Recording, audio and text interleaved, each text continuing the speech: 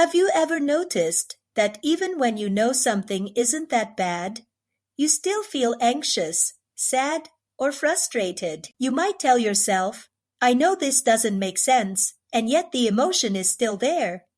That's exactly what this book is about. In Emotional Options by Mandy Evans, the author doesn't teach us how to suppress emotions or force ourselves to think positively. Instead, she explores something much deeper, where emotions actually come from and how much choice we really have in how we experience life. In this video, I'll walk you through the core ideas of the book, explain the main method it offers, and show how these ideas can be applied in everyday life. This is not a summary full of quotes, but an interpretation of the key concepts, so you can decide whether this approach resonates with you. The central idea of emotional options is simple but powerful. Our emotions do not come directly from events. They come from our beliefs about those events. Two people can experience the same situation and feel completely different. For example, two people lose their job. One person feels panic, fear, and shame. The other feels disappointment, but also curiosity and openness to new possibilities. The event is the same. The difference lies in their beliefs. The problem is that most of our beliefs are not conscious. We don't choose them deliberately. We inherit them from childhood, culture, past experiences, and fear. And without realizing it, these beliefs quietly shape our emotional life. Mandy Evans calls these choices emotional options. An emotional option is not about forcing yourself to feel better. It's not about pretending everything is fine. It's about recognizing that between an event and an emotion, there is a belief. And when a belief can be questioned, a new emotional option appears naturally. This approach is not positive thinking. It's not denial. It's honest inquiry. When the belief changes or loosens, the emotion changes on its own.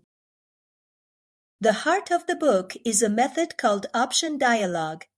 It's a structured way of exploring the beliefs behind uncomfortable emotions. The process begins with a few simple questions. First, what am I feeling right now? Not what you think you should feel, but what you actually feel. Fear, anger, sadness, shame. Second question, what must I believe is true in order to feel this way? For example, I feel anxious because I believe I will fail. I feel angry because I believe I'm being treated unfairly. This step is crucial because it brings hidden beliefs into awareness. Then comes the most important question. Do I absolutely know that this belief is true? Not does it feel true, but do I know it for certain? Often the answer is no.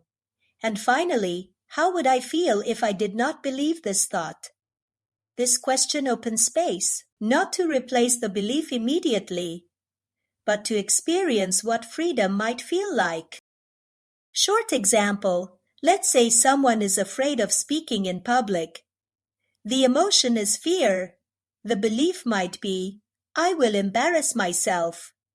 When they ask, do I know this is true? They usually realize they don't. And in that moment, the fear often softens. Not because they forced confidence, but because the belief lost its grip.